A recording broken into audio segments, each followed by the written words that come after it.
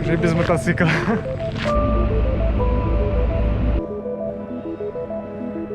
Опять привезли на автобусную станцию. Главное, чтобы дождь начался, и что-то погода испортилась.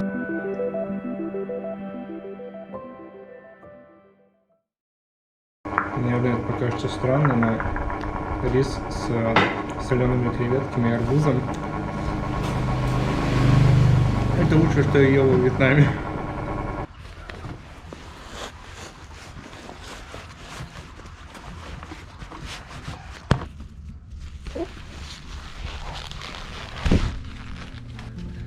Наконец-то я уезжаю из этого отеля спустя 4 месяца. Но немножко не так, я сюда обратно вернусь. А еду я сейчас на материк, чтобы продать свой мотоцикл и купить там велосипед. Я потом объясню, зачем я это делаю. Сейчас надо упаковать рюкзак. Это, короче, прям целая процедура.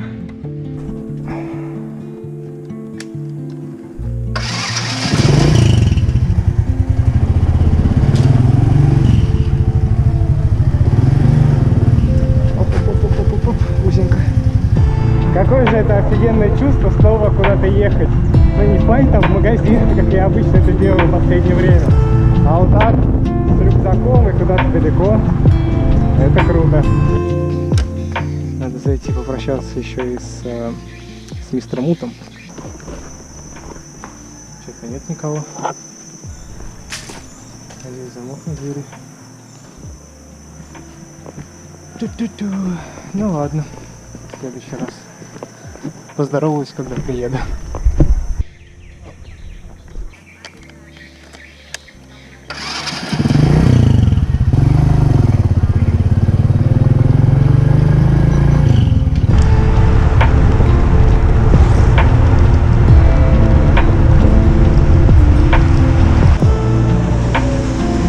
Что-то впереди такая туча огромная, и я прям на нее еду.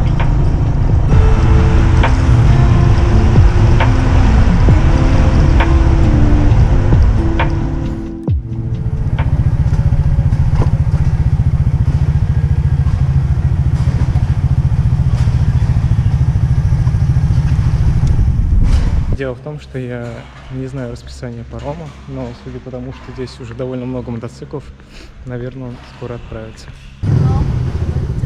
Хотя, today, now, if it's possible. 5 p.m. Wow. Ну все, билеты куплены. Только что делать теперь 2 часа, я не знаю.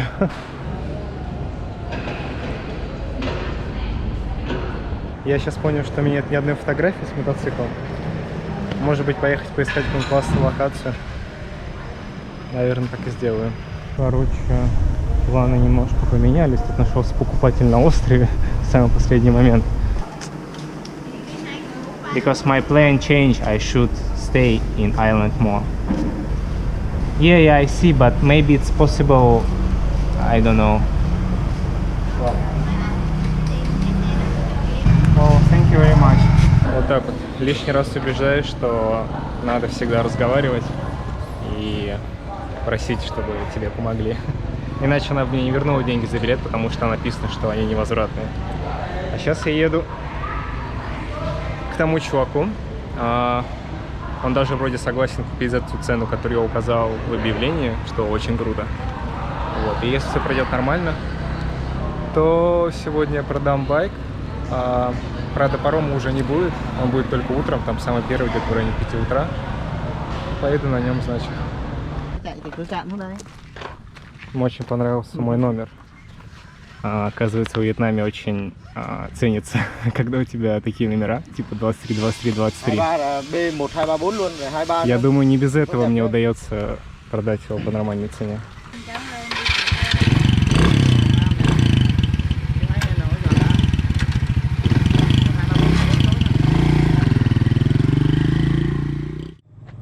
Он поехал.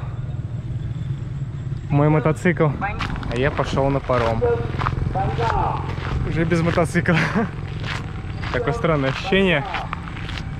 А еще сегодня больше не будет паромов. Он будет только завтра. И в отель я возвращаться, естественно, не буду, потому что, ну, меня привезли почти к парому. Сейчас найду где-нибудь место, поставлю палатку. А завтра ранним утром. Жалко ли мне, что я продал мотоцикл? Немного жалко. Особенно те последние километры, которые я на нем проехал. Ты сидишь на нем, едешь, думаешь, блин, как офигенно. Но есть одна весомая причина, почему я это сделал. Вот. Я чуть попозже расскажу. Но вообще есть огромный плюс путешествовать вот так, без всего, но только с рюкзаком. Потому что тебе нечему ломаться, ну, кроме твоих ног. Не надо ничего заправлять, кроме себя. И ты можешь буквально без денег передвигаться. Просто автостопом. Что, в принципе, я сейчас и буду делать. Мне надо будет пересечь залив этот на пароме, а потом около 500 километров автостопом до Хошимина добраться. Вот, я думаю, на это у меня уйдет. Но если я поймаю машину прям до Хошимина, то где-то часов 5. А если трафика будет немного, ну, может быть, несколько дней. Обычно в России, когда ты путешествуешь, 500 километров в день проехать это нормально. Но здесь я пробовал стопить буквально один раз, когда от границы ехал до Ханоя. Хотя там тоже было около 500 километров, и тогда я за 2 дня вроде доехал. Не знаю, посмотрим. Сейчас надо добраться до парома. Нет, надо найти место, где палатку поставить, потому что парома уже не будет сегодня.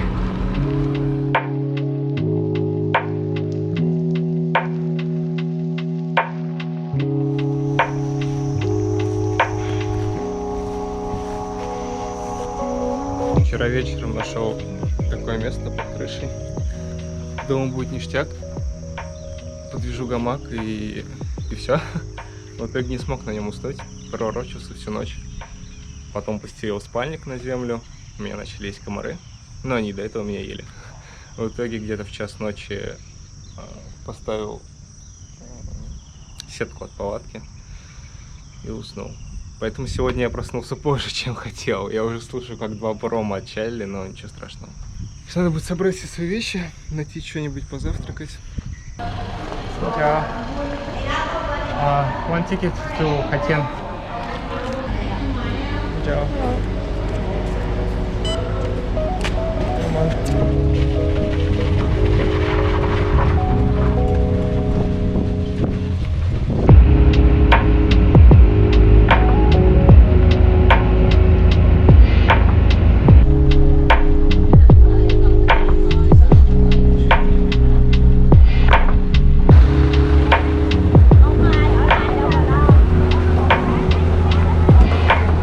Осталось найти машину до Хошимина. Трасса здесь недалеко. Сейчас я выйду на нее. Уже написал в переводчике по-вьетнамски, что я за чел и куда мне надо. Главное, чтобы дождь начался, здесь что-то погода испортилась. Вот, надеюсь. А у меня просто ни дождевика, ничего нету. Он же вместе с мотоциклом ушел.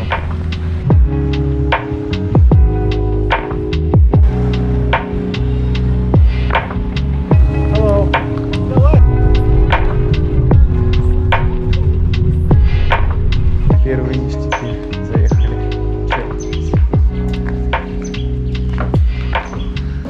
Меня опять привезли на автобусную станцию, но это хотя бы в том городе, в котором мне нужно.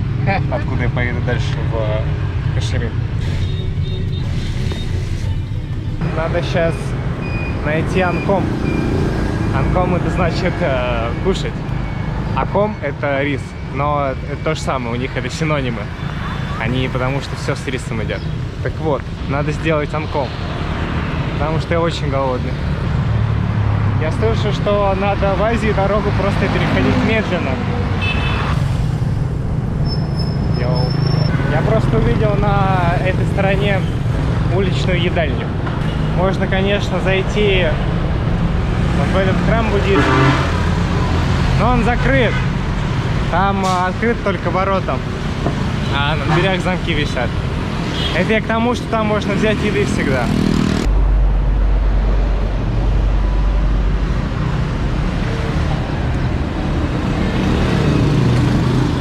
Сладкая жареная картошка.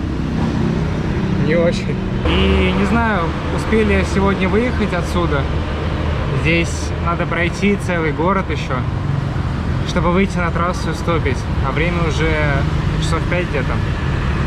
Поэтому, может быть, я пройду и в итоге поставлю палатку где-нибудь на окраине. А завтра утром доеду оставшиеся. Там, километров 200 осталось.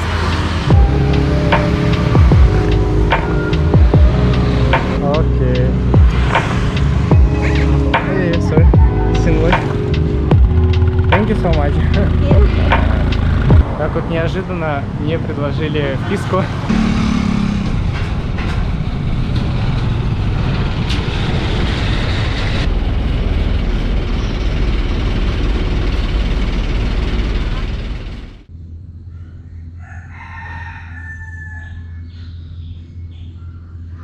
Доброе утро.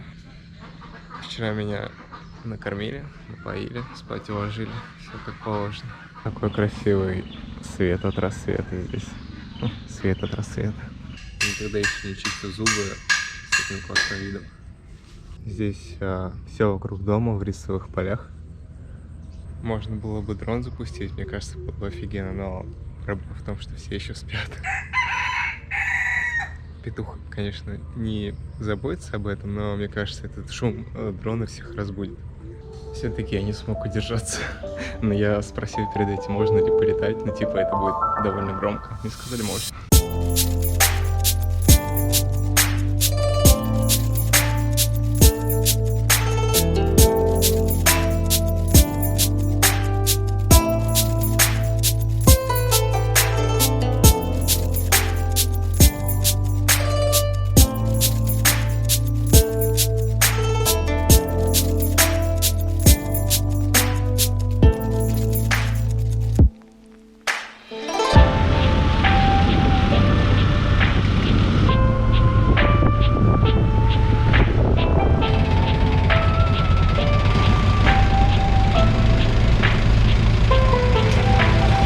Теперь надо найти какое-нибудь хорошее место, чтобы стопить дальше.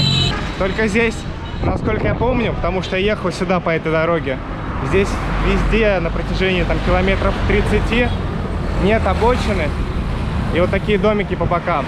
Ну вот, кажется, это наиболее подходящее место. Здесь заправка и есть где машине остановиться.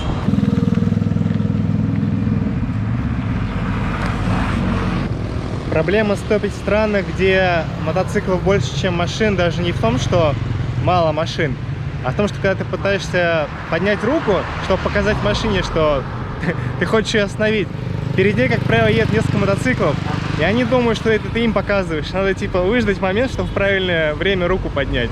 Например, как сейчас. Но она, скорее всего, не остановится. Да. Я решил немного поменять место, там люди стали собираться и, похоже, делать из этого места остановку и ждать автобуса, что мне не нужно.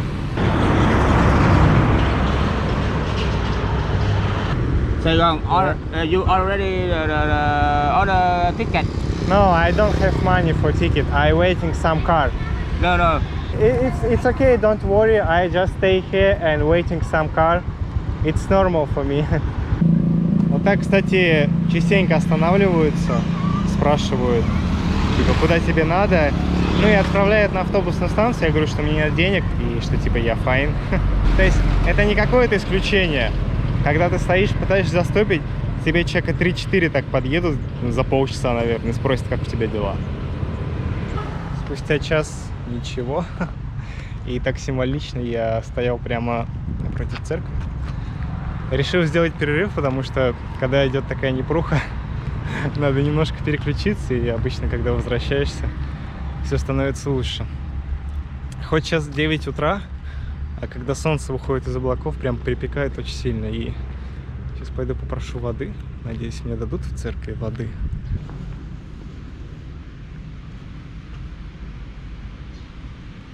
Не знаю, куда мне идти.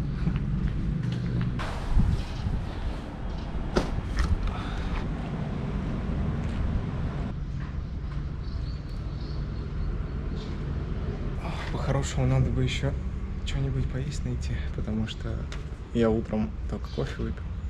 Ну, точнее, мне его дали. Может быть, сейчас получится вырубить себе завтрак в церковь. Cái của Hân thì nó cao cấp hơn chứ mày. Похоже, зашел я удачно. Этот пастор позвонил какому-то своему другу, который сюда приедет, а дальше он едет в Хошимин. И он вроде как, ну, либо за какую-то маленькую сумму, либо бесплатно сможет меня туда отвезти.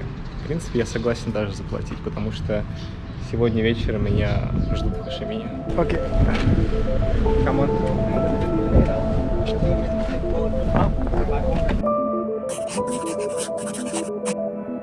Если коротко, то вот. Насчет того, почему я вообще заезжаю в храм и прошу там еду.